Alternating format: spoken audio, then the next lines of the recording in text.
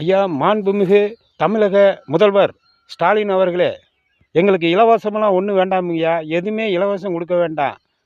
எங்ககிட்ட இருக்கிற எங்கள் நிலங்களை திருட்டு கும்பல்கள் அபகரிக்காம எங்களுக்கு எங்கள் நிலங்களை மீட்டு கொடுத்தாலே போதுங்கய்யா.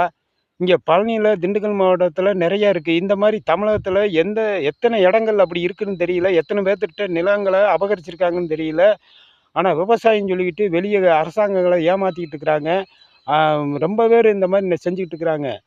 அவங்கவுங்க விவசாய நிலம் அவங்கவுங்க கையில் இருக்கா அப்படின்னு மீட்டு கொடுங்க. அது போதும்.